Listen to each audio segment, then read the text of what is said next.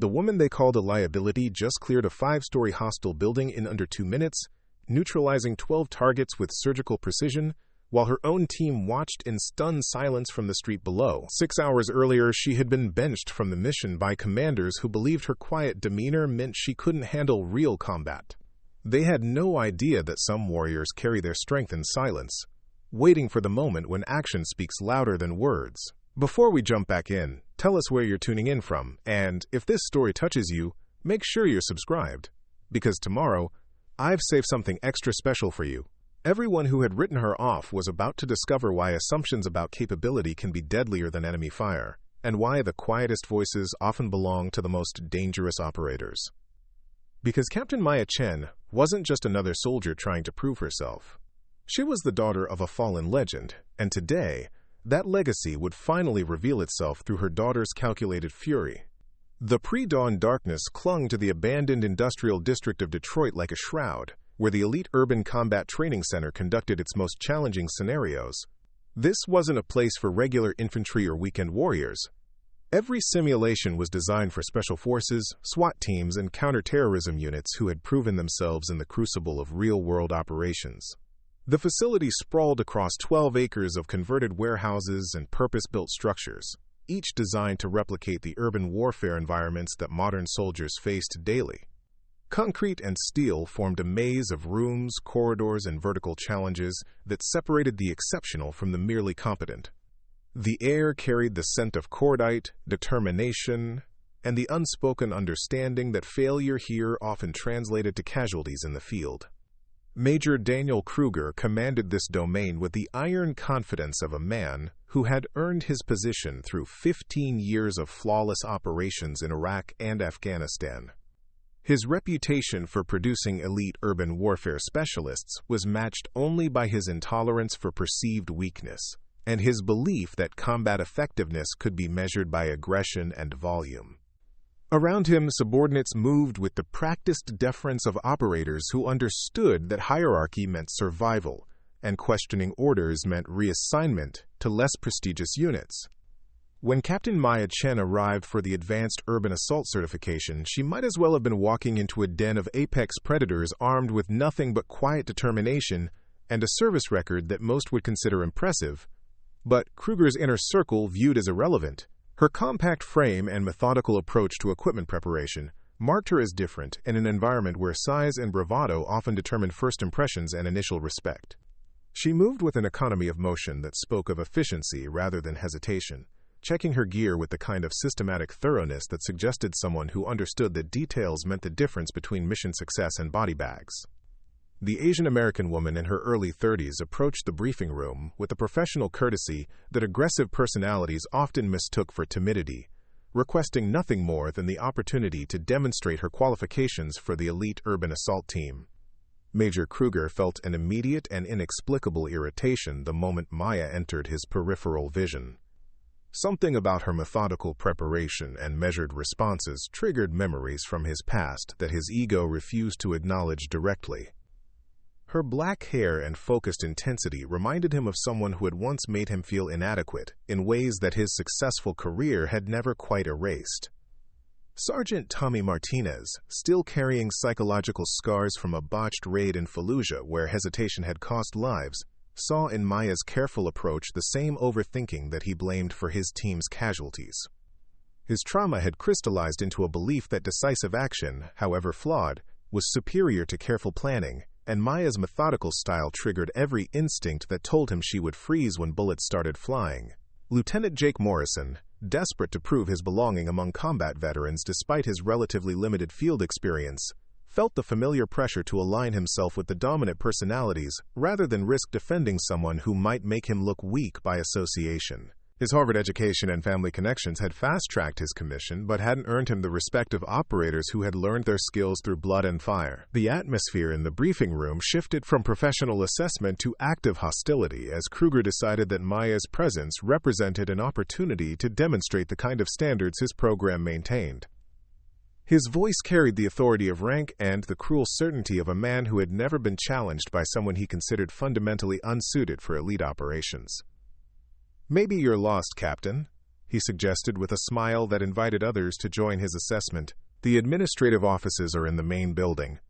Martinez, his trauma transformed into misplaced aggression, added his own contribution to the hostile environment.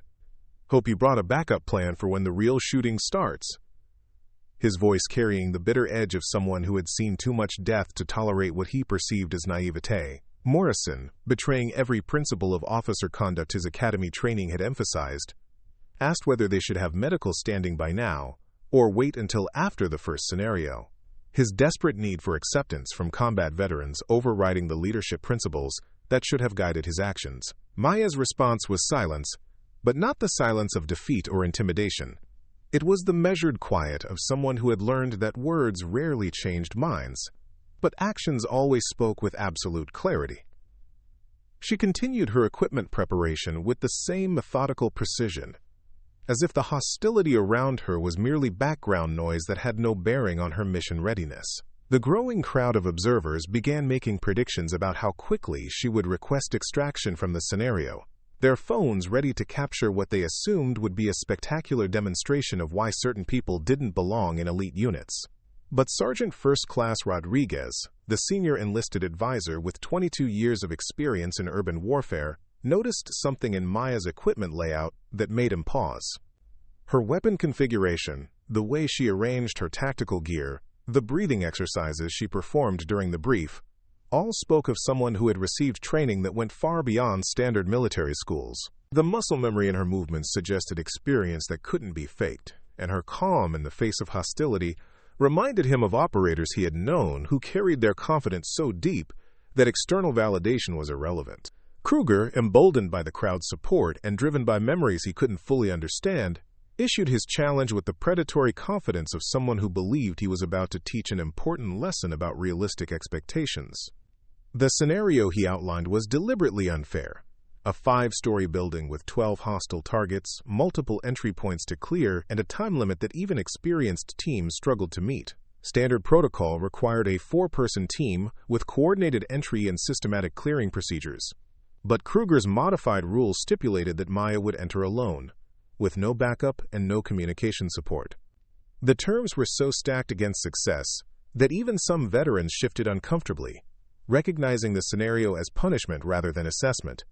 Maya's simple acceptance of the challenge carried no negotiation, no complaint, no request for clarification. Just the professional acknowledgement of someone who understood that some tests were about more than the stated objectives, and that proving capability sometimes required accepting impossible odds. The building loomed against the pre-dawn sky like a concrete monument to urban warfare complexity. 5 stories of interconnected rooms, stairwells, and corridors designed to challenge even the most experienced operators. Each floor contained multiple targets that had to be neutralized with precision, while avoiding civilian markers that would result in automatic failure. The ground floor alone presented a maze of offices and storage rooms where targets could be positioned to create crossfire situations and kill zones. The second and third floors featured residential layouts with narrow hallways and multiple blind corners. The fourth floor simulated a commercial environment with open spaces that offered both opportunities and vulnerabilities. The fifth floor contained a rooftop access scenario where vertical positioning created additional tactical challenges. Maya studied the building's exterior with the systematic analysis of someone who understood that successful urban warfare began with intelligence gathering and situational awareness. Her reconnaissance wasn't rushed or cursory, but thorough and methodical, noting sight lines, potential entry points, structural features that could provide tactical advantages, and the logical placement of hostile positions based on defensive principles. Kruger watched her preparation with diminishing confidence in his prediction, sensing that her approach was more professional than he had anticipated. The crowd's entertainment was gradually shifting to something approaching curiosity, as those with real combat experience began to recognize that Maya's methodology suggested capabilities that didn't match their initial assumptions. When Maya requested a final equipment check, her gear selection revealed choices that surprised even Rodriguez. Instead of the heavy assault configuration that most operators preferred for building clearing, she had assembled a lightweight loadout optimized for speed and precision. Her weapon was configured for close-quarters engagement with accessories that spoke of someone who understood that urban combat was about accuracy and movement rather than overwhelming firepower. The communication device she left behind was significant to those who understood its implications. Maya was choosing to operate without the safety net that even elite operators relied on, indicating either supreme confidence or complete resignation to failure. The crowd fell silent as they realized that whatever was about to happen would unfold without the usual documentation and communication that allowed for intervention if things went wrong.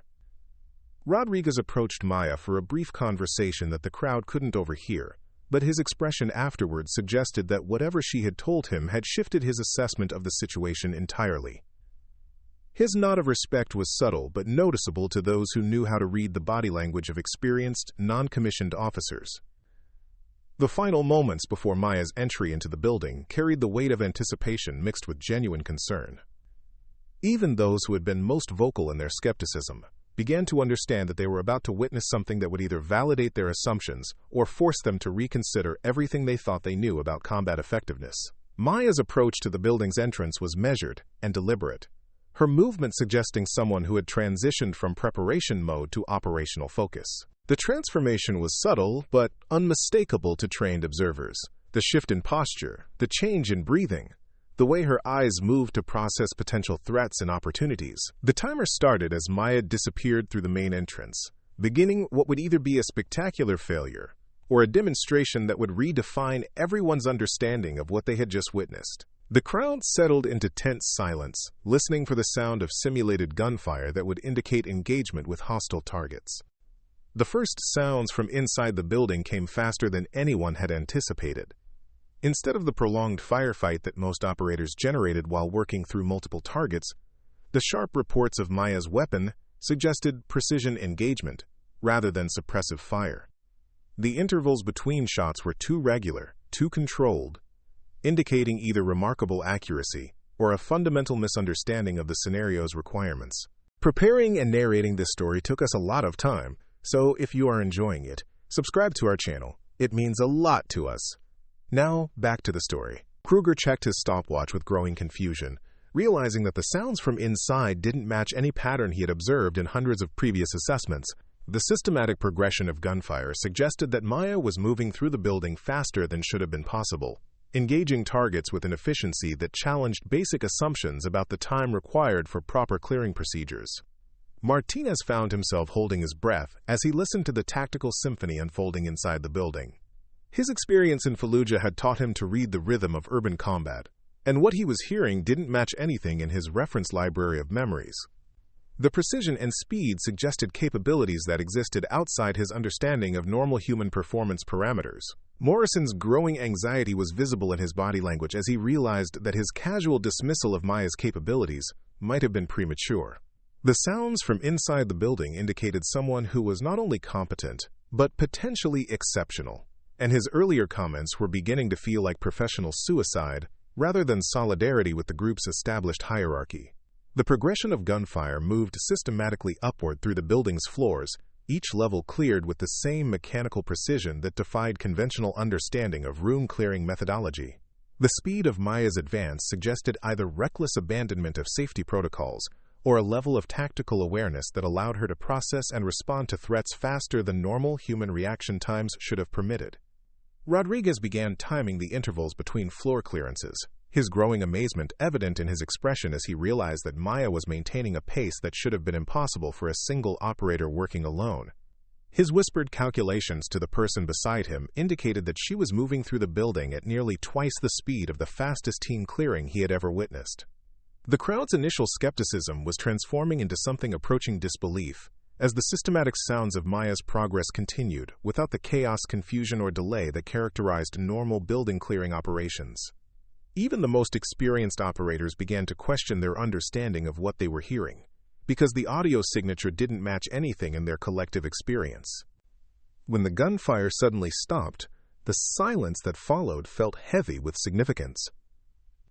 Either Maya had encountered a problem that had ended her attempt, or she had completed the scenario in a time that would shatter every existing record for solo building clearing. The crowd strained to hear any indication of what had happened inside, but the building had gone completely quiet. Kruger checked his stopwatch again, his expression shifting from confident expectation to confused concern as he realized that barely 90 seconds had elapsed since Maya's entry. Either she had failed catastrophically within the first few minutes, or something extraordinary had just occurred that would require him to reconsider every assumption he had made about her capabilities. The tension in the waiting crowd was palpable as they processed the implications of what they might have just witnessed. The silence from inside the building stretched beyond the point where normal clearing operations would have concluded, creating a vacuum of uncertainty that filled with growing speculation about what Maya's emergence would reveal. When Maya finally appeared at the building's main entrance, her calm demeanor and controlled breathing suggested someone who had just completed a routine training exercise, rather than an impossible tactical challenge. Her equipment was still properly configured, her weapon maintained in a ready position, and her overall appearance indicated exertion but not the exhaustion that should have accompanied the kind of effort required to clear 5 floors of hostile targets. The stopwatch in Kruger's hand showed 1 minute and 57 seconds, a time that would have been impressive for a coordinated team assault, but seemed physically impossible for a single operator working alone. His immediate assumption was that Maya had somehow misunderstood the scenario requirements or had bypassed significant portions of the building, because the alternative explanation challenged everything he believed about tactical operations.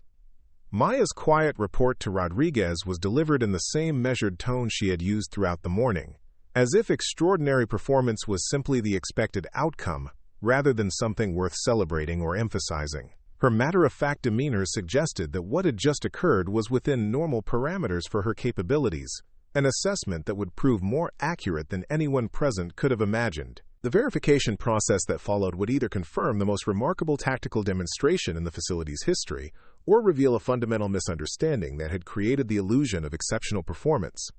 Rodriguez led the assessment team into the building to examine the results of Maya's work, while the crowd waited in stunned silence for confirmation of what they thought they had witnessed. The first floor's conditions spoke of surgical precision rather than the controlled chaos that characterized most clearing operations. Every target had been neutralized with single, precisely placed shots that indicated accuracy under movement that pushed the boundaries of human capability. The positioning of the hits suggested that Maya had engaged multiple targets from angles that should have required more time to achieve than her overall completion time had allowed.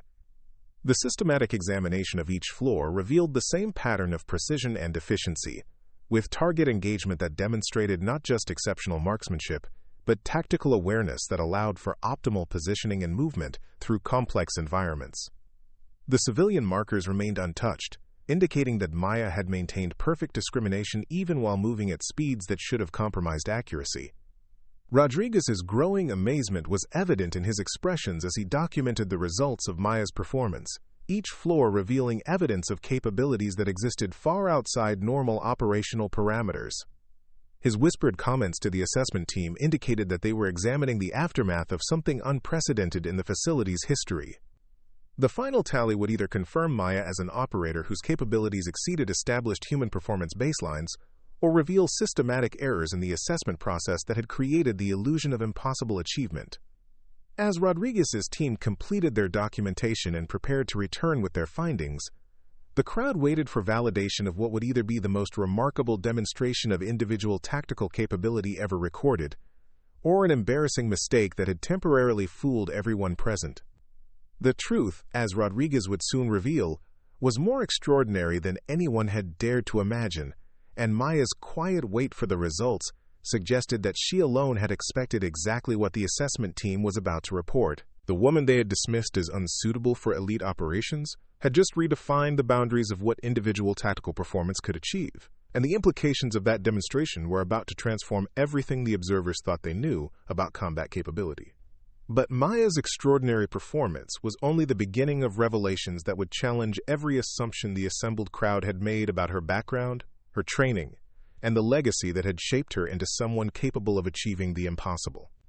The verification of her tactical demonstration would soon be overshadowed by the discovery of who she really was, and why her capabilities existed so far outside normal human parameters that her performance seemed to defy the laws of physics and tactical doctrine. What Rodriguez was about to reveal would transform Maya from an unknown quantity into a living legend, and explain how someone who had been dismissed as unsuitable for elite operations had just demonstrated tactical capabilities that exceeded those of entire specialized teams. The crowd was about to learn that they had not just witnessed exceptional performance, but the emergence of a warrior whose heritage and training existed in realms that few could imagine and fewer could achieve. Rodriguez emerged from the building with an expression that transformed skepticism into something approaching awe among the assembled observers. His 22 years of combat experience had prepared him for many possibilities, but not for the systematic perfection he had just documented across 5 floors of tactical excellence. Every target neutralized with surgical precision, every civilian marker untouched, every room cleared with an efficiency that challenged basic assumptions about human capability. The verification team's findings hit the crowd like a series of physical blows, each detail more impossible than the last.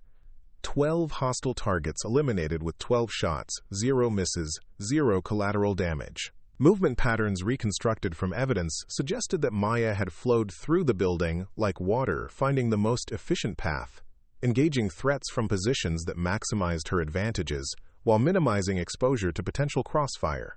Kruger stared at the stopwatch that showed 1 minute and 57 seconds, his mind struggling to process data that contradicted everything he believed about tactical operations. His experience commanding elite units had taught him that even the most exceptional operators required at least 4 minutes for a solo building clear under optimal conditions, and Maya had just accomplished something that shouldn't have been physically possible. The crowd's silence deepened as Rodriguez began his detailed briefing, his voice carrying the weight of someone who understood that he was documenting military history rather than routine training assessment. The tactical movement analysis suggested that Maya had possessed complete situational awareness of the building's layout and threat positioning before entry, allowing her to plan optimal engagement sequences that eliminated decision-making delays during execution. Martinez felt his worldview crumbling as the technical details accumulated into an undeniable portrait of exceptional capability.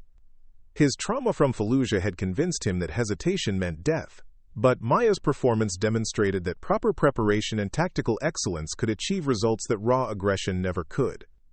The precision of her work spoke to training and mindset that existed far beyond his understanding. Morrison's growing panic was evident as he realized that his casual dismissal of Maya's capabilities had not just been wrong, but catastrophically inappropriate. The evidence suggested that he had mocked someone whose tactical abilities exceeded those of entire specialized teams, and his earlier comments now felt like professional suicide rather than solidarity with established hierarchy. The deeper analysis of Maya's performance revealed techniques that existed outside standard military doctrine, suggesting training that had incorporated methodologies from sources that the assembled observers couldn't identify. Her movement patterns combined elements of various tactical disciplines in ways that created synergistic effects, allowing for capabilities that exceeded the sum of individual components. Rodriguez's growing amazement was evident as he detailed the precision of Maya's target engagement, noting that every shot had been placed with anatomical accuracy that suggested medical knowledge combined with marksmanship training. The hostile targets had been neutralized with the kind of surgical precision that spoke to someone who understood exactly how to stop threats without unnecessary damage. The evidence of Maya's tactical awareness was perhaps more impressive than her marksmanship, indicating that she had possessed complete understanding of the building's layout, threat positioning, and optimal engagement sequences before beginning her assault. This level of preparation suggested intelligence-gathering capabilities, or intuitive tactical analysis that operated at levels far beyond normal human parameters. When Rodriguez revealed the most shocking detail of his assessment, the crowd's stunned silence deepened into something approaching disbelief. Maya had not just cleared the building efficiently, she had done so while following safety protocols that most operators abandoned under time pressure. Every movement had been calculated to minimize risk while maximizing effectiveness, suggesting someone who understood that tactical excellence required discipline rather than recklessness. The revelation that Maya had maintained perfect weapon discipline throughout the entire operation, never pointing her firearm in unsafe directions even while moving at impossible speeds, indicated training that had integrated safety consciousness so deeply that it operated automatically under stress. This level of ingrained discipline spoke to instruction that had emphasized principles rather than just techniques. Kruger's confident expectation of Maya's failure had transformed into confused recognition that he had witnessed something that challenged his understanding of human capability. The evidence was undeniable, documented by multiple observers and verified through systematic analysis. But the implications were so extraordinary that acceptance required abandoning assumptions he had held throughout his career. The technical analysis of Maya's weapon handling revealed proficiency that suggested training from sources that specialized in capabilities far beyond standard military instruction. Her magazine changes had been executed with timing that maintained continuous readiness while never compromising safety, indicating muscle memory that had been developed through repetition measured in years rather than months. The crowd began processing the implications of what they had witnessed, recognizing that Maya's demonstration had not just exceeded expectations, but had redefined their understanding of what individual tactical capability could achieve. The performance they had observed existed so far outside normal parameters that it suggested either exceptional natural ability combined with extraordinary training, or capabilities that had been developed through methods unknown to conventional military instruction. Rodriguez's final assessment carried the weight of professional judgment earned through decades of combat experience. His conclusion that Maya's performance represented the most remarkable individual tactical demonstration he had ever witnessed. His recommendation that her techniques be studied and incorporated into advanced training curricula indicated recognition that she possessed knowledge that could benefit the entire tactical community. The transformation of the crowd's attitude from mockery to amazement was complete as they processed the undeniable evidence of Maya's exceptional capabilities. The woman they had dismissed as unsuitable for elite operations had just demonstrated tactical proficiency that exceeded established human performance baselines, forcing everyone present to reconsider their assumptions about capability assessment and operational potential. But Rodriguez had one more revelation that would transform amazement into something approaching reverence. A piece of information that would explain how Maya's extraordinary capabilities had been developed and why her performance had seemed to defy natural limitations. The answer lay in her background, her training, and a legacy that few in the tactical community would recognize, but all would respect. The whispered conversation between Rodriguez and Kruger carried implications that rippled through the assembled crowd like shockwaves, each word transforming their understanding of who Maya really was and why her capabilities existed so far outside normal human parameters. The name Rodriguez spoke carried weight that extended far beyond individual achievement, connecting Maya to a legacy that explained everything they had just witnessed. Commander Lisa Chen had been more than just an exceptional operator. She had been a pioneer who had developed urban warfare techniques that became standard doctrine across multiple military branches. Her innovations in close-quarters combat and building clearing had saved countless lives and revolutionized tactical methodology, but her greatest achievement had been the comprehensive training program she had created for her daughter. Maya's heritage suddenly explained the impossible performance the crowd had witnessed, connecting her extraordinary capabilities to a lineage of tactical excellence that had shaped modern urban warfare doctrine. The systematic perfection of her building clear wasn't just exceptional individual achievement. It was the culmination of training that had begun in childhood and had been refined through methods that existed outside conventional military instruction. The revelation of Maya's identity hit the assembled observers like successive waves of recognition and shame, each detail adding weight to their growing understanding of how completely they had misjudged her capabilities. Rodriguez's quiet explanation of Commander Chen's legacy transformed the crowd's amazement into something approaching reverence, as they realized they had not just witnessed exceptional performance, but the emergence of inherited tactical genius. Kruger felt his professional foundation cracking, as memories of Commander Chen's influence on modern tactical doctrine came flooding back to him. Her innovations had shaped his own training and career development, her techniques had saved his life during operations in Iraq, and her theoretical framework had become the basis for every urban warfare program he had ever administered. Standing there watching her daughter demonstrate the very capabilities that Lisa Chen had pioneered, Kruger realized he had dishonored not just Maya, but the memory of someone who had fundamentally shaped his understanding of tactical excellence. The crowd's transformation from skepticism to respect was immediate and profound as they processed the implications of Maya's heritage. Commander Chen's legacy was woven throughout modern military doctrine, Her techniques were taught in every advanced tactical school, and her sacrifice in Kandahar had become legendary among those who understood the true cost of operational excellence. Martinez began connecting Maya's methodical preparation to stories he had heard about Commander Chen's approach to mission planning. Recognizing that the precision and discipline he had just witnessed were direct inheritances from someone who had elevated tactical methodology to an art form, his trauma-induced preference for aggressive action was suddenly revealed as inadequate compared to the systematic excellence that proper training could achieve. Morrison's identity crisis played out in real time as he recognized the magnitude of his mistake, understanding that he had mocked not just an exceptional operator, but the daughter of someone whose contributions to tactical science had shaped every aspect of modern urban warfare training.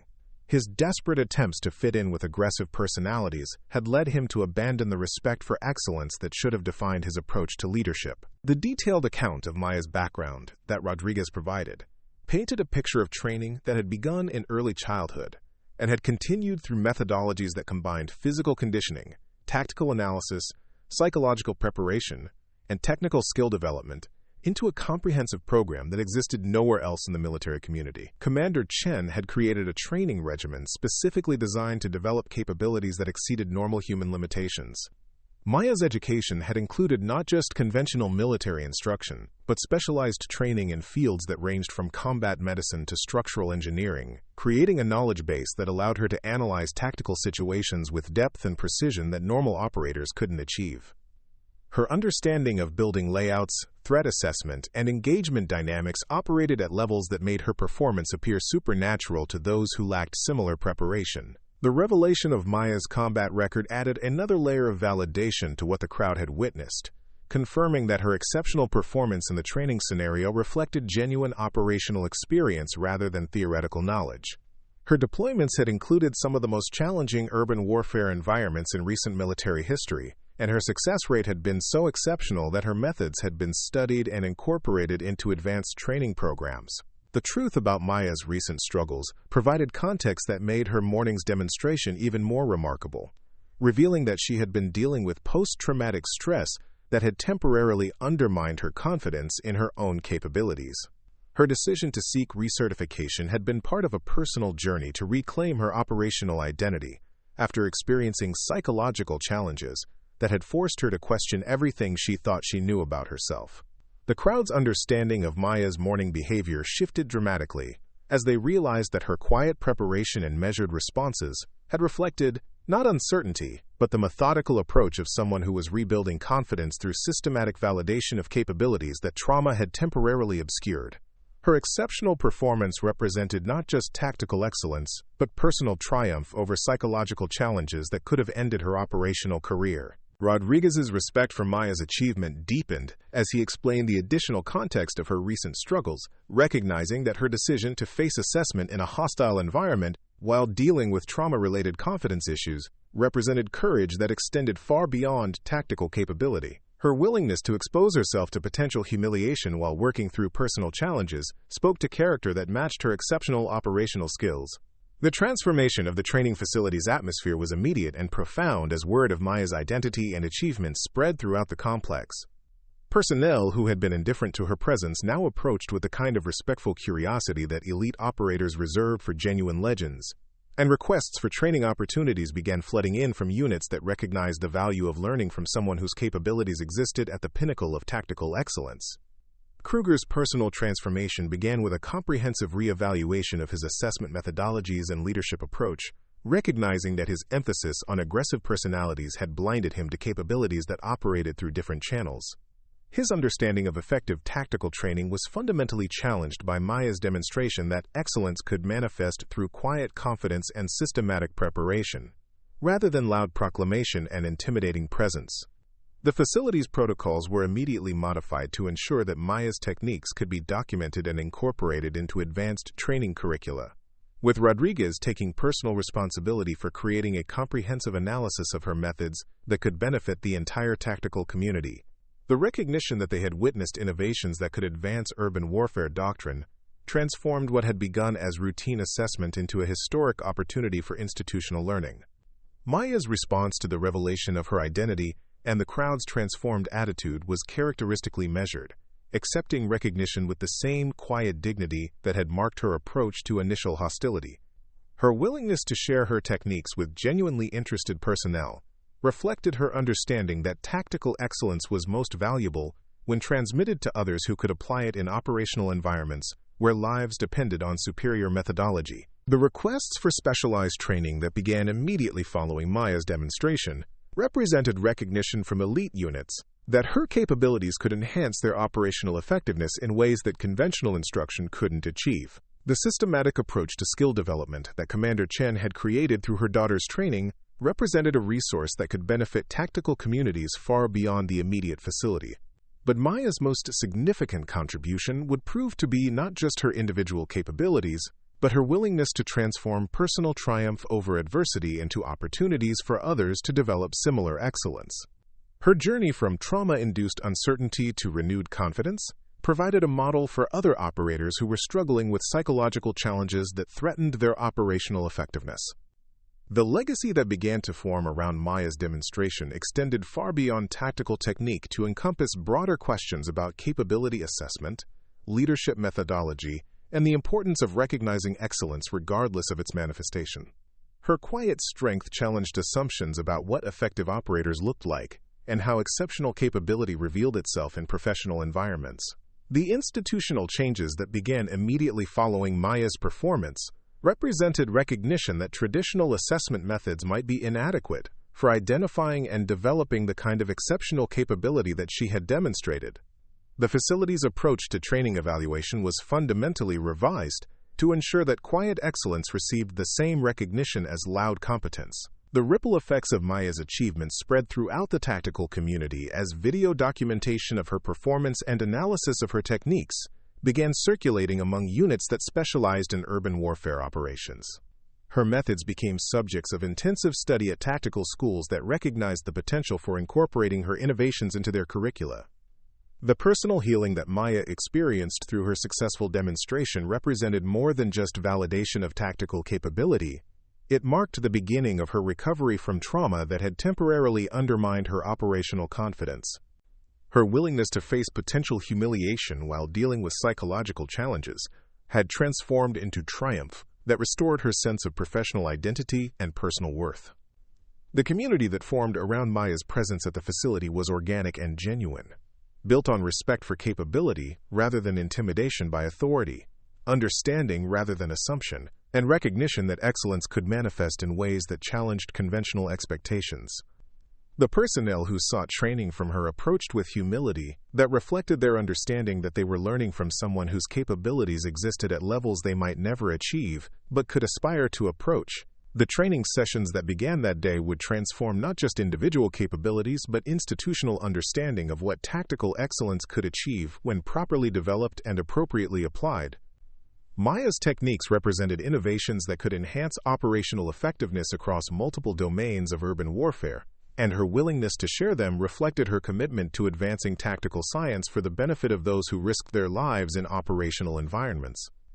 Rodriguez's documentation of Maya's performance and analysis of her techniques would become required reading in advanced tactical schools, providing detailed examination of methodologies that challenged conventional approaches to urban warfare training. His recognition that he had witnessed something unprecedented in his decades of experience lent credibility to assessments that might otherwise have seemed exaggerated or impossible.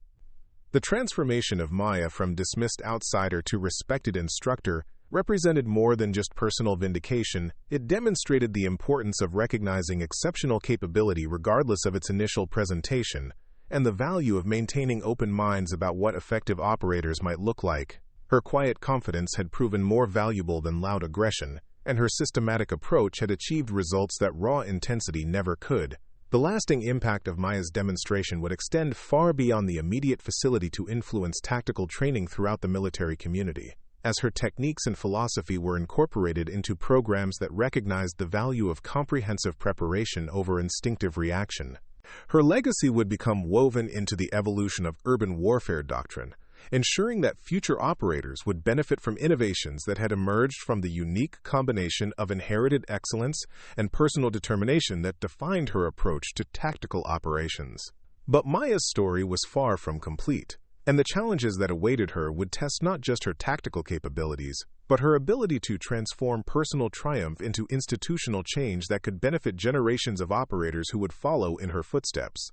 The recognition she had earned through exceptional performance was only the beginning of opportunities to influence tactical training in ways that could save lives and enhance operational effectiveness across the entire military community. The immediate aftermath of Maya's revelation transformed the training facility from a place of assessment into something approaching a shrine of tactical excellence, with personnel approaching her with the kind of reverence typically reserved for operational legends whose contributions had fundamentally shaped modern warfare doctrine. The transformation was so complete that observers who had arrived after the demonstration struggled to understand how the quiet woman conducting impromptu training sessions could have generated such profound institutional change in a matter of hours. Kruger's public acknowledgement of his catastrophic misjudgment came during the facility's afternoon briefing, where he addressed the assembled personnel with the kind of emotional honesty that shattered traditional military hierarchy in favor of genuine accountability. His confession about the depth of his error carried weight that extended far beyond personal embarrassment, representing institutional recognition that assessment methodologies had failed to identify exceptional capability because they had been designed to reward familiar presentations rather than genuine excellence. The detailed account of his professional relationship with Commander Chen emerged as Kruger described how Lisa Chen's innovations had saved his career during early deployments, when his conventional tactical training had proven inadequate for the complex urban environments he encountered in Iraq. Her patient mentorship had transformed him from a struggling officer into someone capable of leading others, and her final recommendation had secured him the position that had ultimately led to his current command. The irony of his treatment of Maya became devastatingly clear as Kruger revealed that Commander Chen's final conversation with him had specifically emphasized the importance of recognizing capability regardless of its presentation, and maintaining openness to methodologies that challenged conventional assumptions about tactical effectiveness. Standing before his personnel while acknowledging that he had completely failed to apply the lessons that had shaped his career, Kruger's admission carried the weight of professional and personal failure that would require years to address. Martinez's transformation began with his public acknowledgement of how his trauma from Fallujah had created psychological filters that prevented him from recognizing excellence when it manifested through methodologies that differed from his preconceptions about effective tactical approaches. His confession about projecting his grief and anger onto Maya represented the beginning of a healing process that would require confronting the deeper issues that had shaped his hostile response to her presence. The detailed account of his sister Maria's death in combat provided context for his aggressive advocacy of decisive action over careful planning, but also revealed how his trauma had distorted his understanding of what effective tactics actually looked like. Maya's systematic excellence had demonstrated that proper preparation and disciplined execution could achieve results that raw aggression never could, forcing him to reconsider assumptions that had been shaped by grief rather than professional analysis. His decision to request transfer to a non-operational position while he addressed his psychological challenges represented recognition that his trauma had compromised his ability to assess tactical situations objectively, and that continued service in an operational capacity would be unfair to the personnel who depended on his professional judgment. The courage required for this admission impressed even those who had been most critical of his earlier behavior. Morrison's identity crisis reached its resolution through his recognition that his desperate attempts to gain acceptance from established personalities had led him to abandon every principle that should have guided his development as an officer. His confession about the pressure he felt to conform to aggressive military culture rather than maintaining the intellectual honesty that his education had emphasized represented a fundamental choice between popularity and integrity. The detailed examination of his background revealed how his privileged upbringing and academic success had created insecurities about his legitimacy among combat veterans, leading him to adopt personas that contradicted his natural analytical tendencies. Maya's demonstration had shown him that quiet confidence and systematic excellence were more valuable than loud proclamation and aggressive positioning, providing a model for leadership that aligned with his authentic personality. His commitment to advocating for respectful assessment methodologies and inclusive leadership approaches represented more than just damage control. It marked his decision to become the kind of officer his education had prepared him to be, rather than the caricature he had been performing to gain acceptance from personalities whose approval was ultimately irrelevant to effective leadership. The facility commander, General Patricia Williams arrived with the kind of timing that suggested she had been monitoring the situation from its beginning, her personal knowledge of Commander Chen's legacy adding another layer of institutional validation to Maya's story. Her immediate recognition of the significance of what had occurred was evident in her decision to document Maya's techniques for distribution throughout the military's advanced tactical training network. The formal acknowledgement of Maya's exceptional performance came through General Williams' offer of a permanent position as Chief Instructor for Advanced Urban Warfare Methodology, representing official recognition that her capabilities could enhance operational effectiveness across multiple military branches. The terms of the position reflected understanding that Maya's value lay not just in her individual excellence, but in her potential to develop similar capabilities in others. The institutional changes that began immediately represented recognition that traditional assessment methodologies had failed to identify and develop the kind of exceptional capability that Maya had demonstrated. The facility's protocols were comprehensively revised to ensure that systematic excellence received appropriate recognition regardless of its presentation, and that assessment procedures emphasized results over personality characteristics. The ripple effect of Maya's achievement extended throughout the military's tactical training community as word spread about the remarkable demonstration that had redefined performance standards for individual urban warfare capability.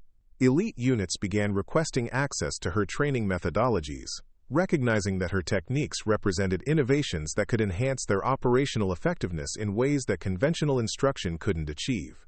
The documentation process that Rodriguez initiated would produce comprehensive analysis of Maya's techniques that became required study material in advanced tactical schools throughout the military system. His recognition that he had witnessed something unprecedented in his decades of experience lent credibility to assessments that challenged traditional understanding of human performance limitations in tactical environments. The personal healing that Maya experienced through her successful demonstration represented more than just validation of tactical capability. It marked the completion of her recovery from trauma that had temporarily undermined her operational confidence and professional identity. Her willingness to face potential humiliation while dealing with psychological challenges had transformed into triumph that restored her sense of purpose and self-worth. The community that formed around Maya's presence at the facility was characterized by genuine respect rather than hierarchical deference, with personnel approaching her as students rather than subordinates. The relationships that developed reflected understanding that they were learning from someone whose capabilities existed at levels they might never achieve but could aspire to approach through dedicated application of her methodologies. The training sessions that Maya conducted represented more than just tactical instruction. They became demonstrations of how comprehensive preparation and systematic thinking could enhance operational effectiveness across multiple domains of urban warfare. Her techniques challenged conventional approaches that emphasized physical conditioning and weapon proficiency over analytical thinking and situational awareness. The philosophical framework that emerged from Maya's teaching emphasized the importance of understanding tactical situations as complex systems, rather than simple challenges to be overcome through force or speed. Her approach to urban warfare integrated elements of psychology, engineering, medicine, and strategic thinking into comprehensive methodologies that enhanced both individual capability and team effectiveness. The innovation in training methodology that Maya introduced challenged traditional military approaches that separated physical conditioning, tactical technique, and psychological preparation into distinct categories. Her integrated approach demonstrated how these elements could be combined into synergistic programs that developed capabilities exceeding the sum of individual components. The influence of Commander Chen's legacy became apparent as Maya shared training techniques that had been developed specifically for her education, revealing methodologies that existed nowhere else in the military training system. These techniques represented years of experimentation and refinement by someone who had dedicated her career to advancing tactical science through practical innovation. The theoretical foundation underlying Maya's practical techniques revealed sophisticated understanding of human performance optimization that combined insights from multiple disciplines into comprehensive approaches to capability development. Her explanations of the principles behind her methods provided frameworks that other instructors could adapt for their own training programs. The systematic approach to skill development that Maya demonstrated challenged conventional military training that emphasized repetition over understanding, showing how analytical thinking could accelerate learning and enhance performance beyond what mechanical practice could achieve. Her students began developing capabilities faster than traditional training methods produced, validating her approach through measurable results. The psychological aspects of Maya's training methodology addressed challenges that conventional military instruction often ignored, providing techniques for managing stress, maintaining focus under pressure, and developing confidence through systematic competency building. Her approach to mental conditioning proved as innovative as her tactical techniques. The cultural transformation that began at the facility represented broader recognition that effective military operations required diverse capabilities, and that exceptional performers might not fit traditional models of what effective operators looked like. Maya's quiet excellence challenged assumptions about leadership, capability assessment, and the characteristics that actually contributed to operational success. The mentorship relationships that Maya developed with younger personnel provided models for how exceptional capability could be transmitted across generations of operators, ensuring that innovations didn't disappear when individual performers retired or transferred. Her commitment to teaching represented understanding that institutional knowledge was more valuable than individual achievement. The research collaboration that emerged between Maya and military scientists interested in studying her techniques represented recognition that her capabilities deserved systematic analysis that could enhance understanding of human performance optimization in tactical environments. The studies that began would contribute to advancement of training science that extended far beyond military applications. The international recognition that Maya's techniques began receiving came through military exchange programs, where Allied forces sought access to training methodologies that had produced such remarkable results. Her innovations became subjects of study in tactical schools throughout NATO countries that recognized the potential for enhancing their own operational capabilities. The technological applications that emerged from analysis of Maya's techniques included development of training systems that could simulate the complex decision-making challenges that her methods addressed, creating tools that could accelerate capability development for operators who lacked access to her direct instruction. These innovations represented practical applications of her theoretical frameworks. The long-term impact of Maya's demonstration on military training doctrine became evident as institutions began incorporating her methodologies into their standard curricula, recognizing that her approach to tactical education could enhance effectiveness across multiple domains of military operation. Her influence spread throughout the system as personnel trained in her techniques assumed leadership positions. The personal relationships that Maya developed with facility personnel represented genuine connections based on mutual respect rather than hierarchical obligation, creating networks of professional support that enhanced both her own continued development and the growth of those she mentored. These relationships became foundations for ongoing collaboration that extended her influence. The continuous improvement process that Maya implemented in her training programs reflected her understanding that tactical science was evolutionary rather than static, requiring constant adaptation and refinement based on changing operational environments and emerging threats. Her commitment to innovation ensured that her techniques remained relevant and effective. The legacy planning that Maya initiated represented her recognition that individual excellence was most valuable when it could be institutionalized in ways that survived changes in personnel and leadership. Her documentation of techniques and training of trainers ensured that her contributions would continue benefiting tactical communities long after her direct involvement ended. The broader implications of Maya's story extended beyond military applications to challenge assumptions about capability assessment, leadership development, and the importance of recognizing excellence, regardless of its presentation. Her demonstration provided lessons that applied to any organization that sought to identify and develop exceptional performance. The transformation of institutional culture that began with Maya's demonstration represented recognition that diversity of approach and thinking could enhance organizational effectiveness in ways that conformity to established norms never could. Her success challenged traditional military culture to become more inclusive of different methodologies and personality types. The measurement systems that were developed to assess the effectiveness of Maya's training techniques provided quantitative validation of approaches that had initially seemed unconventional, demonstrating through measurable results that her methodologies produced superior outcomes compared to traditional training programs. These metrics became tools for promoting adoption of her techniques. The expansion of Maya's influence beyond the immediate facility occurred through personnel transfers, training exchanges, and documentation sharing that carried her methodologies throughout the military system. Each person trained in her techniques became a potential instructor who could transmit her innovations to new communities of operators. The strategic implications of Maya's techniques for military planning became apparent as commanders recognized that her approach to tactical thinking could enhance mission planning and execution across multiple scales of operation. Her systematic methodology proved applicable to both individual and unit-level tactical challenges.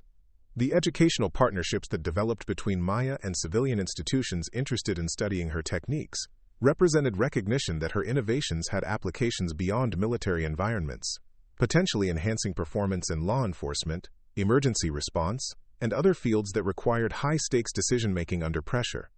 The policy recommendations that emerged from analysis of Maya's performance and training methods led to changes in military education standards that emphasized analytical thinking and systematic preparation over traditional approaches, focused primarily on physical conditioning and weapon proficiency.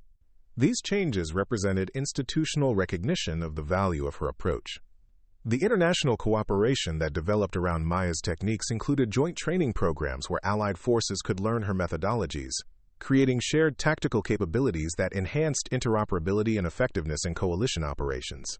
Her innovations became elements of alliance-wide tactical doctrine. The retirement planning that Maya eventually began represented her understanding that her greatest contribution would come through creating systems that could develop others to achieve similar levels of excellence, ensuring that her legacy would extend far beyond her individual performance to enhance tactical capability across generations of operators. The final assessment of Maya's impact on military tactical training revealed transformation that extended throughout the institutional system, with her methodologies becoming standard elements of advanced instruction that enhanced operational effectiveness across multiple domains of military operation. Her quiet revolution had fundamentally changed how the military approached development of tactical excellence. The continuing evolution of techniques based on Maya's foundational work ensured that her contributions remained relevant as operational environments and threats continued changing, with new generations of instructors building upon her innovations to create increasingly sophisticated approaches to tactical education and capability development. The personal satisfaction that Maya found in her teaching role represented fulfillment that exceeded what individual achievement had provided, demonstrating that her greatest joy came from enabling others to achieve excellence rather than from recognition of her own capabilities. Her transformation from traumatized veteran to inspirational teacher provided a model for how personal challenges could be converted into opportunities for service to others. The institutional memory that was created around Maya's story ensured that future generations of military personnel would understand the importance of recognizing exceptional capability, regardless of its presentation, and maintaining openness to methodologies that challenged conventional assumptions about effective tactical approaches. Her legacy became woven into the cultural fabric of military tactical education. Maya's final demonstration at the facility came years later, when she conducted a masterclass for international tactical instructors that showcased the evolution of her techniques and the remarkable capabilities that her students had developed through application of her methodologies.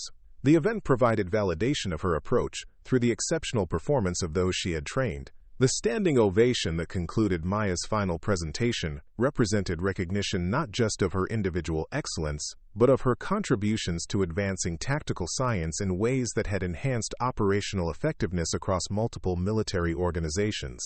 Her quiet revolution had transformed how tactical excellence was understood, developed, and transmitted. The departure ceremony that marked Maya's transition from active instruction to advisory role was attended by personnel whose lives and careers had been fundamentally changed by her influence, representing a community of tactical professionals whose capabilities had been enhanced through application of her innovations. Their achievements stood as testament to the value of her contributions. The continuing influence of Maya's work through the personnel she had trained ensured that her methodologies would continue evolving and improving as new generations of instructors built upon her foundational contributions. Her legacy would live on through the enhanced capabilities of countless operators whose effectiveness had been fundamentally improved through exposure to her techniques. The lasting transformation of military tactical training that resulted from Maya's quiet revolution represented recognition that exceptional capability could emerge from unexpected sources, and that institutional openness to innovation was essential for continued advancement of operational effectiveness. Her story became a permanent part of military education that emphasized the importance of recognizing and developing excellence wherever it might be found. The years following Maya's revolutionary demonstration at the Detroit Urban Combat Training Center witnessed a transformation that extended far beyond the immediate facility to fundamentally reshape how military institutions approached tactical education and capability assessment. The quiet woman who had once been dismissed as unsuitable for elite operations had initiated changes that would influence generations of operators and redefine the boundaries of what individual excellence could achieve in tactical environments. The research institute that was eventually established to study Maya's methodologies represented unprecedented institutional commitment to understanding the theoretical foundations underlying her practical techniques. Military scientists from multiple branches collaborated with civilian researchers to analyze the psychological, physiological, and cognitive factors that contributed to her exceptional performance, seeking insights that could enhance training effectiveness across diverse operational specialties. The longitudinal studies that emerged from this research revealed that Maya's techniques produced measurable improvements in tactical decision-making speed, accuracy under stress, and overall operational effectiveness that persisted long after initial training concluded. Personnel trained in her methodologies demonstrated superior performance in subsequent deployments, validating her approach through real-world operational success that extended far beyond training facility demonstrations. The theoretical framework that researchers developed to explain Maya's techniques integrated insights from cognitive psychology, human factors engineering, and performance optimization science into comprehensive models that could be applied to enhance training in multiple domains. These models revealed that her approach to tactical education addressed fundamental aspects of human performance that conventional military training had largely ignored. The international symposiums that began convening annually to discuss developments in tactical training methodology consistently featured presentations analyzing Maya's innovations and their applications across different military cultures and operational environments. Her techniques became subjects of academic study that attracted researchers from universities, military institutions, and private organizations interested in human performance optimization. The technological developments that emerged from systematic analysis of Maya's training methods included sophisticated simulation systems that could replicate the complex decision-making challenges her techniques addressed. These systems allowed training facilities without access to her direct instruction to provide personnel with exposure to her methodologies, dramatically expanding the reach of her influence throughout military training networks. The cultural shift within military institutions that Maya's story catalyzed extended beyond tactical training to influence broader approaches to leadership development, personnel assessment, and organizational culture. Her demonstration that quiet confidence and systematic excellence could achieve results superior to loud aggression and intimidating presence challenged fundamental assumptions about effective military leadership characteristics. The mentorship networks that developed around personnel trained in Maya's techniques created informal systems for transmitting her innovations throughout military organizations, ensuring that her methodologies continued spreading even as formal training programs evolved and changed. These networks became self-sustaining communities of practice that preserved and refined her techniques across generations of operators. The policy changes that military institutions implemented as a result of Maya's influence included revised assessment criteria that emphasized analytical thinking and systematic preparation over traditional measures that had favored aggressive personalities and impressive physical presentations. These changes represented institutional recognition that effective tactical capability could manifest in ways that challenged conventional expectations. The educational partnerships that developed between military training institutions and civilian universities interested in studying Maya's techniques created opportunities for cross-pollination of ideas that enhanced both military tactical education and civilian understanding of high-performance training methodologies. These collaborations produced research that benefited multiple fields concerned with human performance optimization. The documentary projects that eventually emerged to chronicle Maya's story and its impact on military culture provided broader public understanding of how exceptional individuals could influence institutional change in ways that enhanced organizational effectiveness. These productions helped communicate the importance of recognizing and developing talent, regardless of its initial presentation.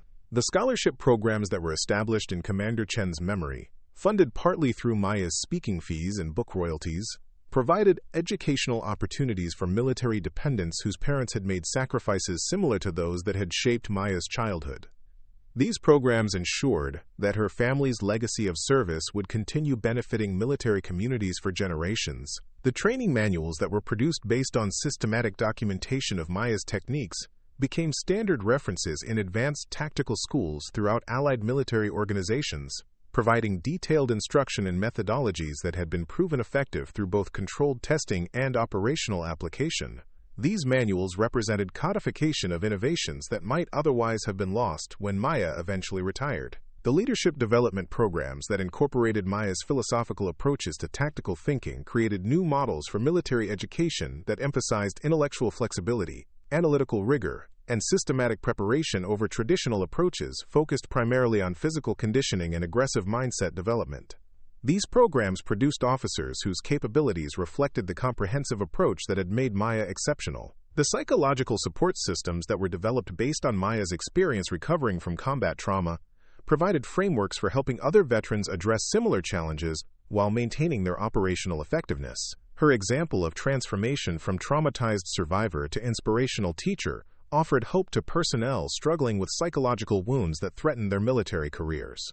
The innovation laboratories that military institutions established to continue developing tactical methodologies built upon the foundations that Maya had established, ensuring that her contributions would serve as starting points for further advancement rather than endpoints of tactical evolution.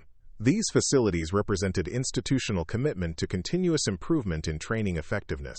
The international exchange programs that were created to share Maya's techniques with allied forces enhanced interoperability and effectiveness in coalition operations by ensuring that personnel from different nations could benefit from training methodologies that had proven superior to conventional approaches.